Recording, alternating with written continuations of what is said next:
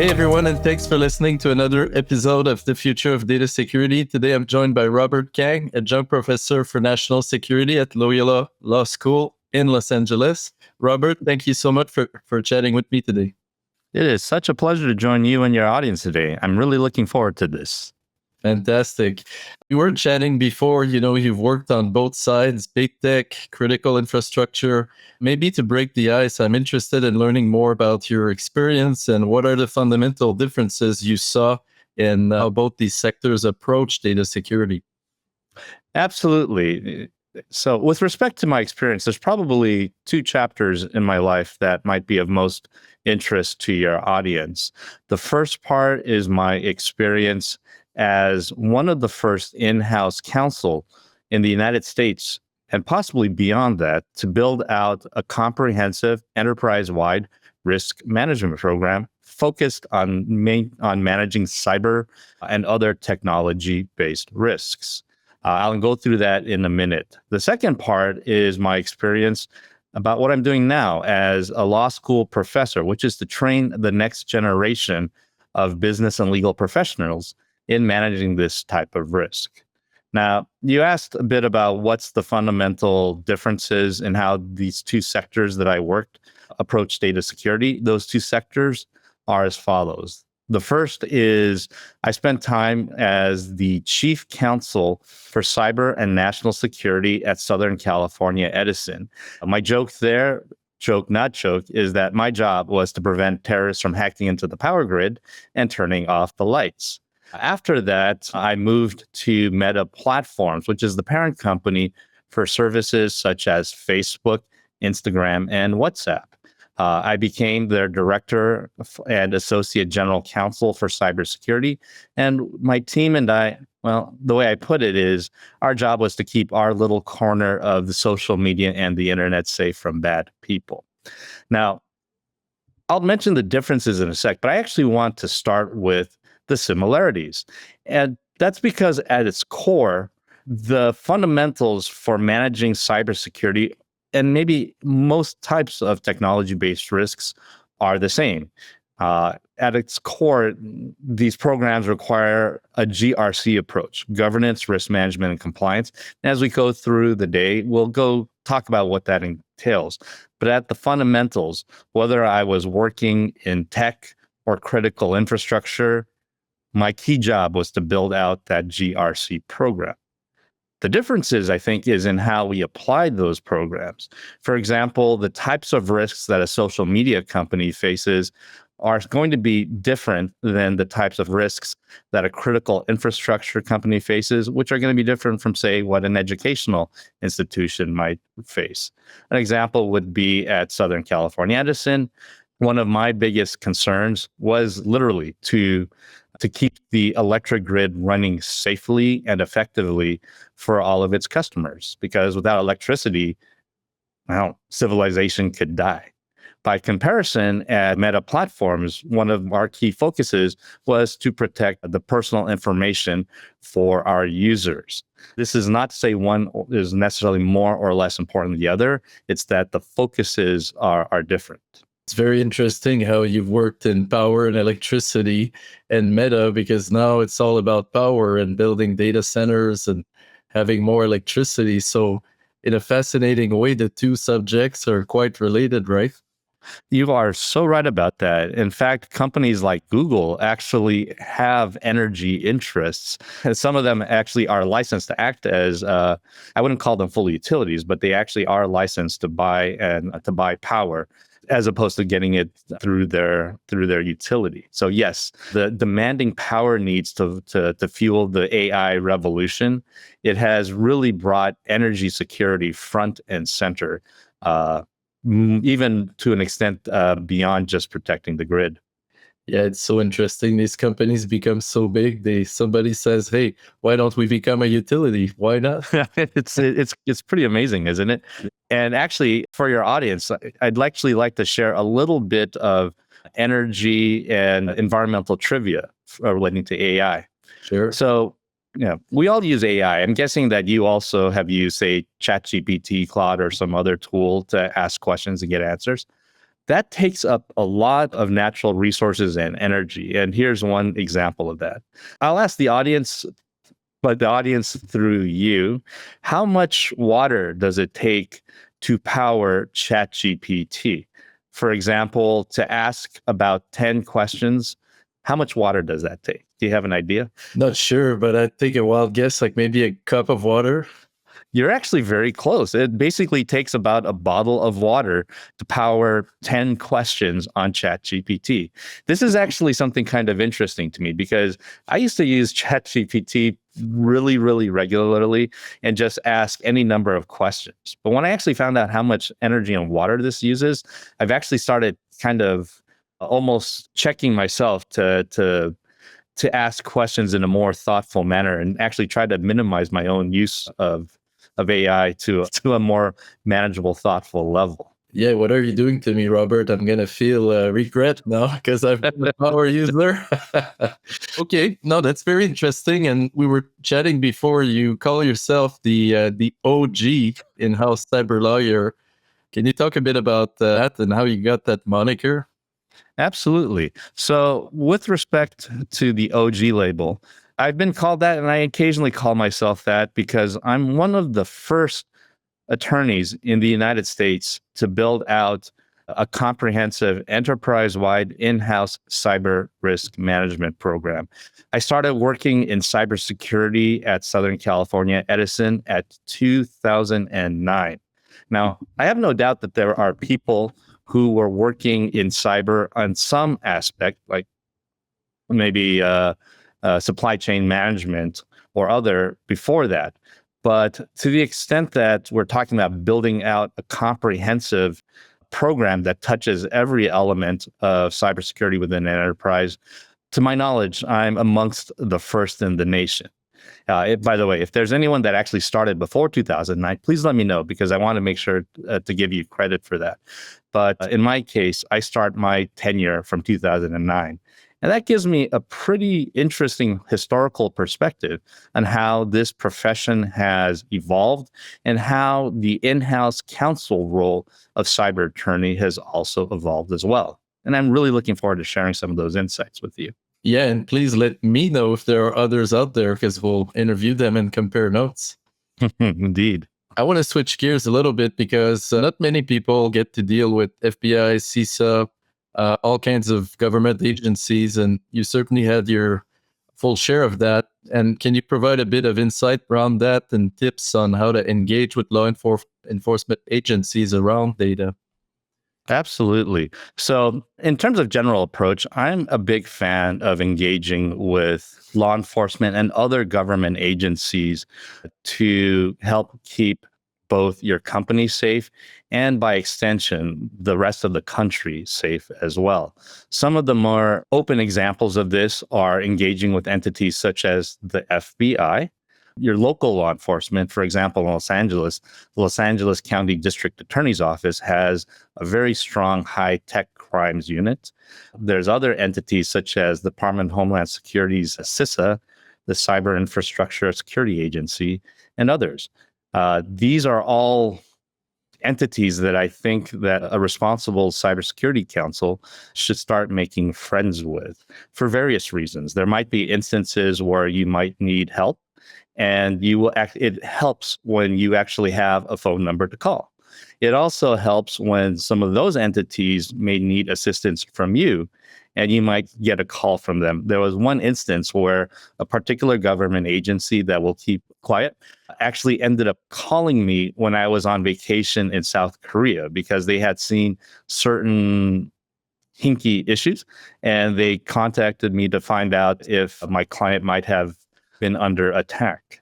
Having that close connection is extremely helpful to help keep the shared mission of keeping your company and the country safe. Are there any other specific programs or initiatives that you think have a lot of value? Because I know some offer, threat exchanges. Others Mhm. may offer even like a honeypot in a box sort of thing. Anything you can share on that front? Yes, there's basically a couple of types of programs that might be of interest to your audience. And it kind of ranges based on both the size and the sophistication of the company, because certain government programs are free. Others might require some investment in terms of time and even money. So I'll start off with the free services and then go on to the other ones. The first one, in terms of free services, there's an organization called InfraGard, which is a joint project between the FBI and a nonprofit organization. The benefit of InfraGard is that you gain certain information, such as threat reports, sent to you for free. It also provides training for your people as well. Most of the Fortune 500 companies have a member of InfraGard to gain this information. Again, the benefit is free. However, there are some limitations to InfraGard because it's a free service. It's intended to kind of pump information to the public at large. It is not intended and it's not designed to give personalized services to a company that might be hit, for example, by a ransomware attack, or who might be seeing a certain type of threat and wants to provide it to law enforcement. The second type of organization are called ISACs and IFSALs, Information Sharing Analysis Centers. The most famous example of this is one called the NCFTA, National Cyber Forensics Training Alliance. It's also a partnership between the FBI and various private companies. But this one, those private companies pay a subscription to the NCFTA. Now, that subscription means that these companies have to put a bit more skin in the game to participate.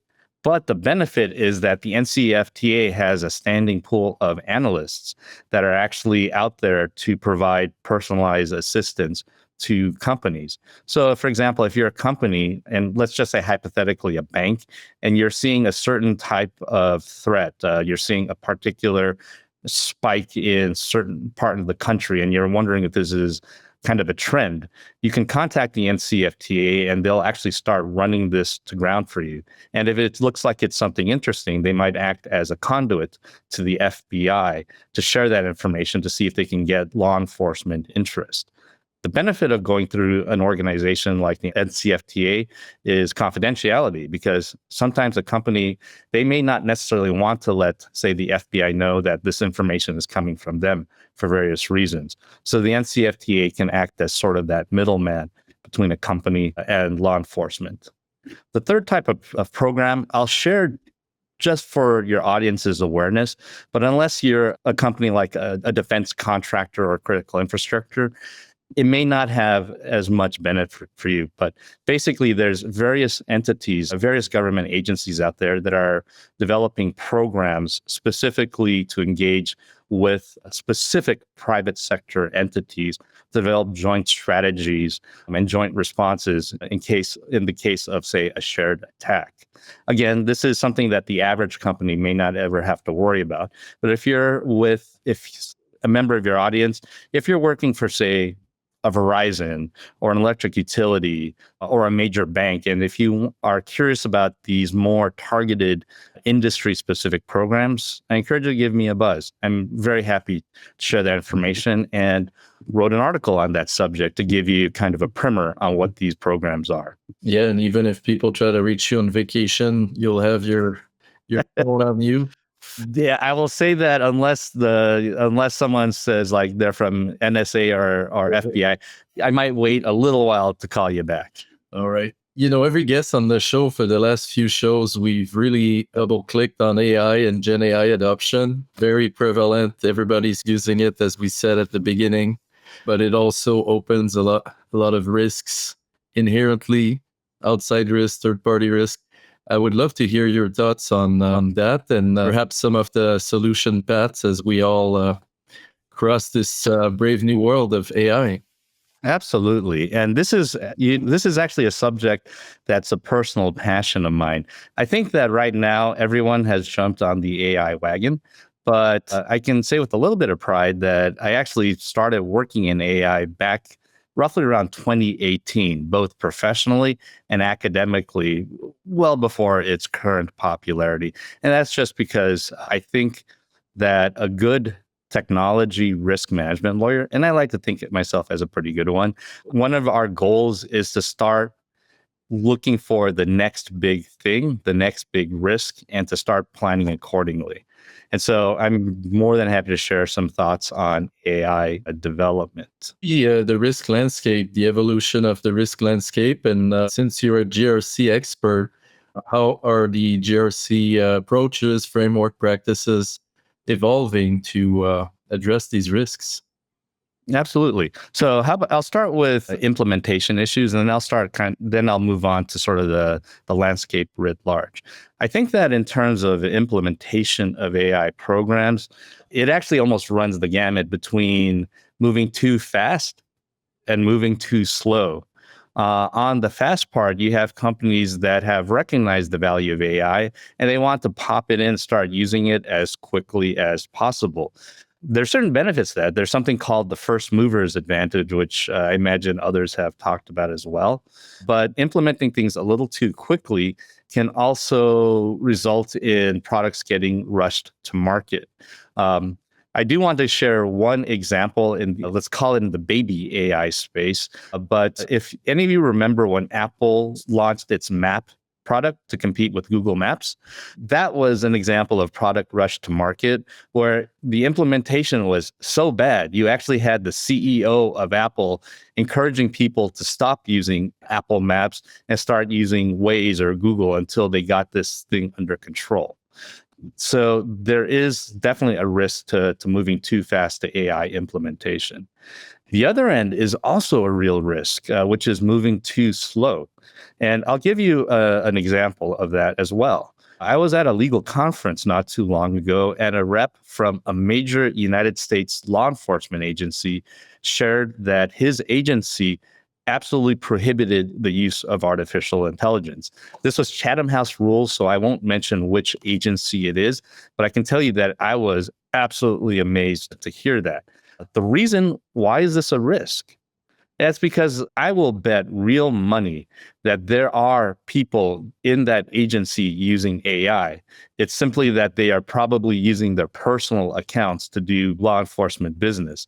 That's a risk as well for an entity, whether it's a law enforcement agency or a company, because then you have people using this powerful tool without proper oversight. And so having that big risk, I think, failing to move quickly is also its own risk as well. I'm really fascinated because it's one of those rare occasions where if you don't take action, you'll be punished by shadow AI. Yes.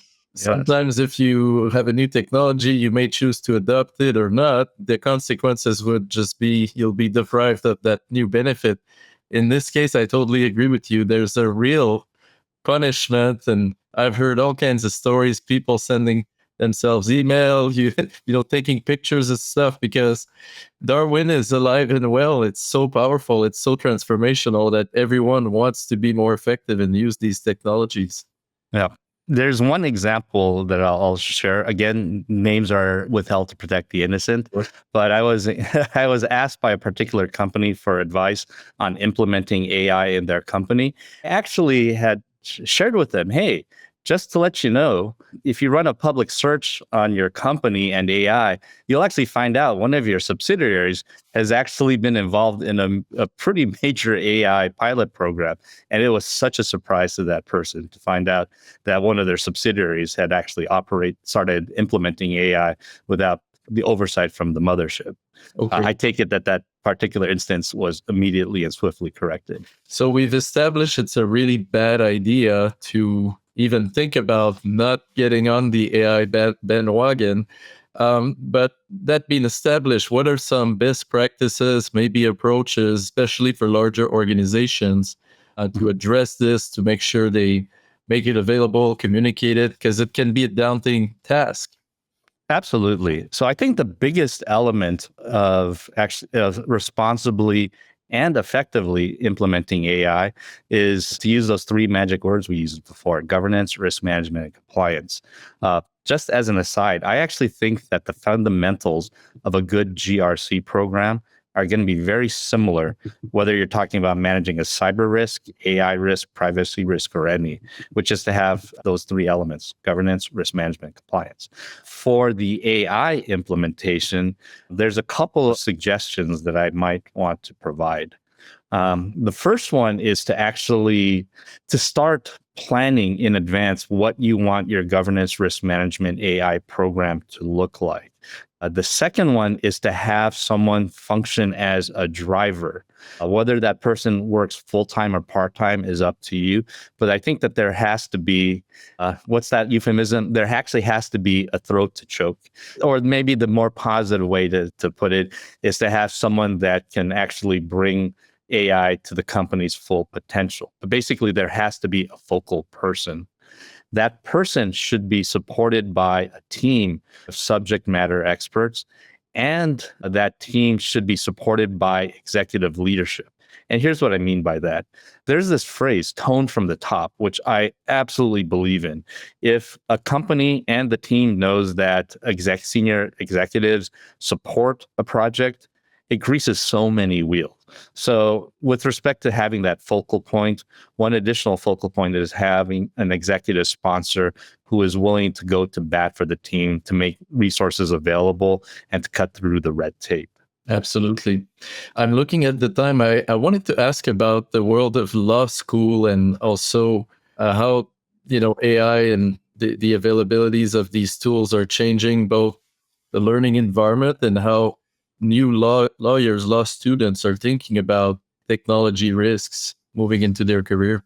That is it's a fascinating question because it builds on something that we talked about earlier, which is that risk implementing AI too quickly or too slowly. I think that most law schools have probably fallen into implementing AI too slowly. You've probably heard examples of law schools that absolutely prohibit their students from using AI tools. I respectfully take a different approach. It's that the way I compare that to is if you go tell an engineering student you cannot use a scientific calculator or some other powerful tool. AI is going to absolutely transform the legal profession. And so we should be training our students from the get-go about what this tool is. Now, in terms of how we train them, this is where I have some very strong personal opinions. I think that most law schools that are jumping into this are correctly training law students in the law of AI. And that makes sense. We're lawyers. We should know what the law of AI is. But I think that there's a step that is sometimes skipped, which is to teach law students about the technology of AI. The way that I put it is that let's compare it to, say, a car. You don't necessarily need to be a mechanic to operate a car, but it's very helpful to know what's the engine, what's the brakes, what's the door handle, those types of elements. I think it's the same for AI as well, that it is extremely important for attorneys that are going into the AI field to have at least, call it an AI Tech 101 level of understanding of what that is. To my knowledge, there are very few law schools that are teaching that. I'm actually quite proud to say that Loyola is one that is offering this training.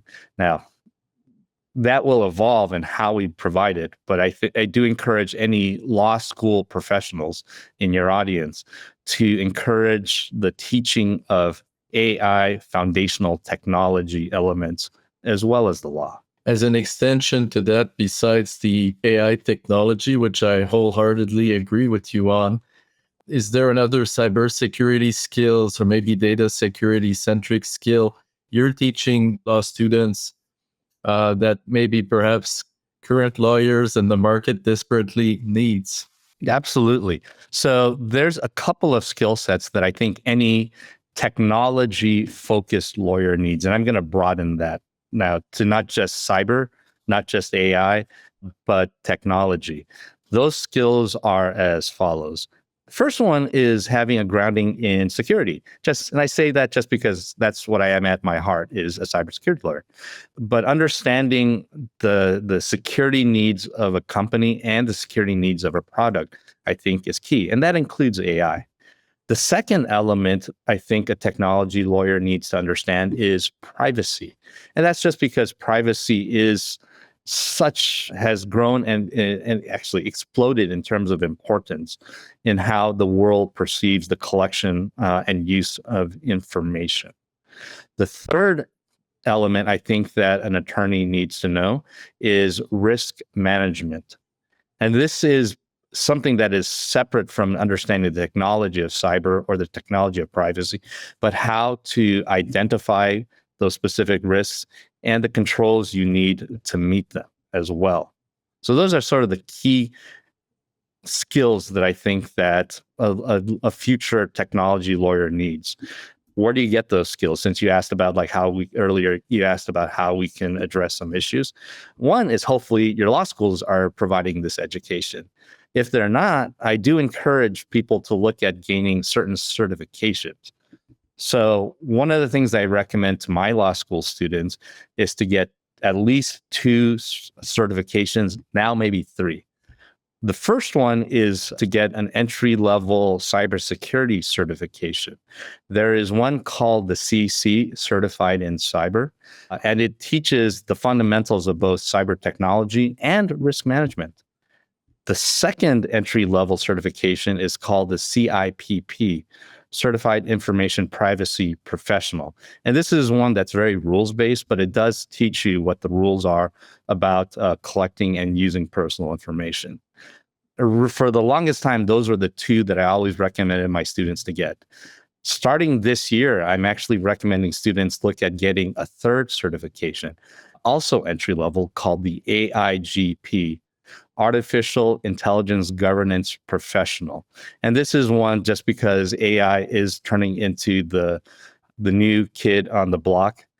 It's one that I'm encouraging people to start exploring, getting more in-depth knowledge on. Yeah, it's the new Donkey Kong on the block, you mean? I think that's a great comparison. I like to ask every guest about 1 or 2 pieces of advice they would give themselves at the start of their career, or someone that's new starting in the same career path. Do you have 1 or 2 gold nuggets you want to share? Absolutely. And to some extent, it overlaps on what we talked about before. The first nugget is to be open to new things. And an example of that is my own career. So I mentioned I started in cybersecurity in 2009 at Southern California Edison. I emphasize that cyber did not exist as an in-house counsel practice area back in 2009. If you told someone back then, I'm a cyber lawyer, they would ask, what in the world is that? I started in this because almost by accident, but I recognized back then that cybersecurity was going to become both a business and legal priority. And so I began self-training myself to become a cybersecurity attorney. And so at the point when my company decided, let's actually move this from a part-time position to a full-time position, I'd already positioned myself to be, quote, the cyber guy for the law department. Second thing for AI as well. It's something that back in 2018, I predicted pretty correctly, as it turns out, that this would become a very important business and legal priority. And again, I began self-training myself in the subject to position myself when it became the big thing, as it did after the trigger of ChatGPT. So that's the first one, is to anticipate future trends and prepare for them. The second one is to actually train yourself in the right way. And I mentioned earlier those 3 certifications that I encourage technology professionals to get. That's something that I absolutely encourage people who are new to the field to look at. In fact, the Association of Corporate Counsel published an article of mine that has exactly that same information. So if anyone is interested, very happy to share that article with you. But in this case, I'm practicing what I preach. If you're new to the profession, I encourage you to get those 3 certifications. Unfortunately, that's all the time we're going to have to cover for today. But if people do want to follow along with your work, your career, what's the best place for them to go?